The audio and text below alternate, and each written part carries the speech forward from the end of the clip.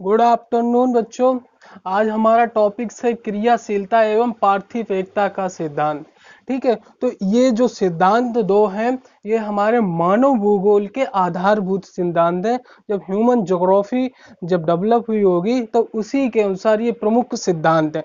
तो पहला आता है क्रियाशीलता का सिद्धांत। तो क्रियाशीलता सिद्धांत में हम क्या देखते हैं, परिवर्तन प्रकृति का नियम है। इसका प्रमुख भाग है क्रियाशीलता सिद्धांत ही इस पर डिपेंड पूरी तरह से आधारित है। परिवर्तन प्रकृति का नियम है, यानी कि जो भी परिवर्तन हो रहे हैं वो प्रकृति का नियम है, यानी कि नेचर परिवर्तन कर रहा है। तो ये जो परिवर्तन है इसमें दो शक्तियां काम करती हैं, यानी कि जो परिवर्तन होते रहते हैं हर वक्त हर क्षण हर समय परिवर्तन होता रहता है, चाहे मनुष्य हो या नेचर हो या कोई भी परिवर्तन, एक कोई भी या कह सकते हैं चीज स्थिर नहीं है, हर चीज परिवर्तनशील है। चाहे कोई भी हम दृश्य देखें, चाहे घर हो, मकान हो, मानव खुद हो या उसके विचार भी हो सकते हैं, तो कहीं न कहीं परिवर्तन हर चीज होता रहता है, यानी कि चेंजेबल है, कोई चीज स्थिर है ही नहीं, सब परिवर्तित होता रहता है। लेकिन कुछ धीरे हो रहे, कुछ आकस्मिक होते हैं, वो कुछ लॉन्ग टर्म में होते रहते हैं। तो इस प्रकार से हम देखते हैं, तो इसमें परिवर्तन में दो शक्तियां काम करती हैं। जो हम देखते हैं भौतिक अभौतिक, जो हमें अदृश्य या अदृश्य, जो हमें दिखाई देता जो नहीं दिखाई देता, सब चीज परिवर्तित होती रहती है। तो उनमें जो कारक हैं, इनके कौन से कारण वजह से परिवर्तन होता रहता है। एक होता है भौतिक शक्तियां, एक होता है सांस्कृतिक शक्तियां। तो भौतिक शक्तियों में हम क्या देखते हैं, हमने बताया था भौतिक चीजें जो हम दिखाई देती हैं, जिसे हम छू सकते हैं या महसूस कर सकते हैं, और भौतिक या फिर हम प्रकृति के द्वारा बनाई हुई चीजें भौतिक चीजों में रखते हैं। तो भौतिक शक्तियों में दो प्रकार से बांटा जाता है, एक आंतरिक शक्तियां, एक बाह्य शक्तियां।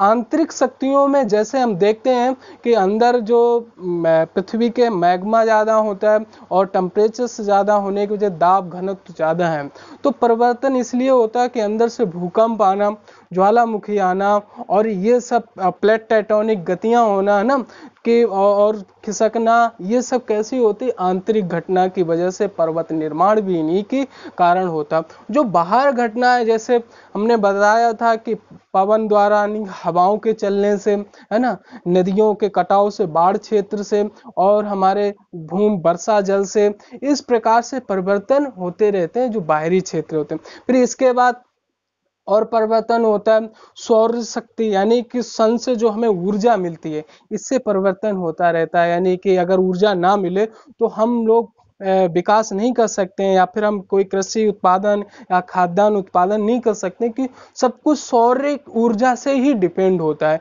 एनर्जी हमें उस वहीं से मिलती है, सौर ऊर्जा से, है ना। गुरुत्वाकर्षण से, अगर ग्रेविटी ना हो, यानी कि गुरुत्वाकर्षण ना हो, तो पृथ्वी पर मानव का जीना नामुमकिन हो जाएगा। गुरुत्वाकर्षण हो, फिर इसके बाद जैसे ज्वार भाटा आना, सुनामी आना, ये सब घटनाएं कैसी होती हैं, हमारी भौतिक शक्तियों के अंतर्गत आता है, जो परिवर्तित होती रहती हैं, यानी कि ये चेंजेबल लाती हैं, मतलब ये परिवर्तन के प्रमुख कारक हैं, इनके वजह से परिवर्तन होता है। कौन से, भौतिक शक्तियों की वजह से। अब आता है सांस्कृतिक शक्तियां। सांस्कृतिक शक्तियां हमने बताया था जैसे मानव शक्तियां, यानी कि सांस्कृतिक कह सकते हैं या मानवीय संस्कृति, या कि मानव के द्वारा जो चेंजेबल होता है। जैसे कि एक प्लेन एरिया है, ठीक है, तो प्लेन एरिया में अगर वहां पे मानो जाता है एक अच्छा सा फार्म हाउस बनाता, तो वो दृश्य को उसने परिवर्तित किया, या किसी पहाड़ को उसने काट कर सड़क का निर्माण किया, या फिर उसे हमने उसका खनन के उत्पादन किया, यानी कि कहीं खदानें खोदकर लोहा इस्पात याद करना। जैसे कि हम लोग हाईवे बनाते हैं, हाईवे बनाना, सड़क का निर्माण करना, ये क्या है, परिवर्तन होता आ रहा था। घर मकान बनाना, यानी कि एक जगह पर स्थिर नहीं है, हर मकान 100 साल 200 साल तक ही रह सकता है, लेकिन इसके बाद फिर वो खत्म हो जाता, फिर उसमें परिवर्तन आता रहता। तो ये पतन तो होना है, निश्चित है, कि यानी कि कोई चीज अगर उत्पत्ति हुई है तो उसका पतन निश्चित है। तो इसी प्रकार मानव का भी हस्तक्षेप सबसे ज्यादा होता है परिवर्तन में, यानी कि जैसे वो सड़क का निर्माण करे, दूर संचार के निर्माण करे, या वाहनों का निर्माण करे, या फिर घर या मकान, स्कूल, कॉलेज, हर चीज मानव की संस्कृति, भाषा, हर चीज परिवर्तित होती रहती है। तो मानव शक्ति भी सबसे ज्यादा इंपॉर्टेंट है यहाँ पे परिवर्तन के लिए। और या फिर कह सकते हैं कि अगर मानव परिवर्तन ना भी करे तो भी परिवर्तन होगा भौतिक शक्तियों से। तो ये दोनों कारक हैं परिवर्तन, यानी कि परिवर्तन प्रकृति का नियम है, यानी कि कोई भी चीज स्थिर नहीं है। जो कुछ हमें दिखाई देता है, जो नहीं दिखाई देता, सब चीज परिवर्तनशील है, यानी कि कोई स्टेबलिटी नहीं है, स्टेबल नहीं है। कोई भी वस्तु है जिसको हम देख सकते हैं, कुछ भी, तो हर चीज चेंज होती रहती है। ठीक है, चाहे कुछ भी हो, चाहे हमारा ये धरातल क्यों ना हो, ये भी कहीं ना कहीं थोड़ा बहुत रेयर केस में चेंज होता है, लेकिन चेंज होता रहता है। ठीक है, कारण हमने बताया कौन कौन से कारण होते हैं, और ये सांस्कृतिक कारण कौन, यानी कि मानव और नेचर, एक तरीके से कह सकते हैं नेचर और ये मानव भी नेचर द्वारा तो ना मानव बना है, तो इस तरीके से कह सकते हैं नेचर द्वारा। ठीक है, तो इस प्रकार से परिवर्तन प्रकृति का नियम, ये हमारा पहला सिद्धांत हुआ। दूसरा आता पार्थिव एकता का सिद्धांत। इसका प्रमुख ये होता है कि विश्व के सभी भौगोलिक जो तत्व हैं, चाहे जड़ हो या चेतन हो, सभी एक दूसरे से संबंधित हैं। यानी कि चाहे जीव हो या निर्जीव हो, जो वस्तु हो या मानव हो, कुछ भी हमें दिखाई देता है, सब एक दूसरे से रिलेटेड है। लेकिन ये कैसे समझ सकते हैं कि अगर मेरा रिलेशन किसी पेड़ से कैसे हो सकता है, लेकिन होता सीधा सा, अगर पेड़ ना हो तो हमें ऑक्सीजन वहीं से मिलती है। ठीक है, लकड़ी का उत्पादन, मिट्टी ना हो तो हम कहाँ पे रहेंगे, अगर मिट्टी उपजाऊ ना हो तो हम उसका उत्पादन वहां पे हम गेहूं, धान, चावल कैसे उगाएंगे।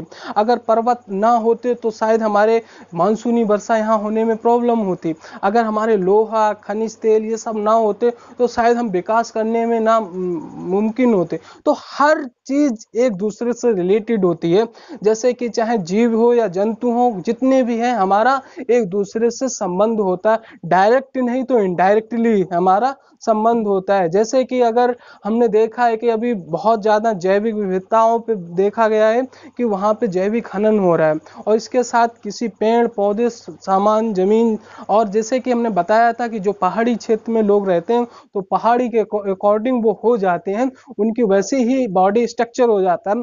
जो मैदानी क्षेत्रों में रहते हैं वो मैदान के अनुसार और वैसे ही हैस्ट पुस्ट हो जाते हैं, पहाड़ी पठारी। तो ये जो है परिवर्तन तो होता ही है, लेकिन उनका संपर्क चाहे जड़ हो यानी कि निर्जीव हो, सजीव हो, हमारा संबंध मानव जो है, या हम कह सकते हैं किसी से भी, सभी से, मतलब सभी के साथ एक दूसरे से संबंधित होते हैं।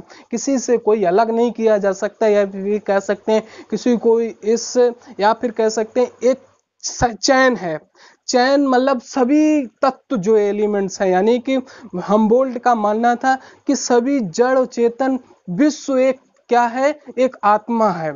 यानी कि विश्व, पूरी पृथ्वी में लोग जो भी हैं, चाहे पानी हो, हवा हो या जल हो, कीड़े मकोड़े, मानव, जो कुछ भी है, तत्व से बड़ा तत्व तक लेकर, सब एक आत्मा के रूप में है। वो ये अलग नहीं किए जा सकते हैं। अगर एक अलग किया जाएगा तो सब बैलेंसिंग गड़बड़ हो जाएगी, तो वो एक नहीं रह सकते। तो इस प्रकार से हम कह सकते हैं कि ये प्रमुख प्रवर्तक के रेड जेल ने पार्थिव एकता का सिद्धांत प्रस्तुत किया था, यानी कि जो मानव है, मानव के अलावा और भी जो जीव जंतु हैं, सभी एक दूसरे से संबंधित होते हैं।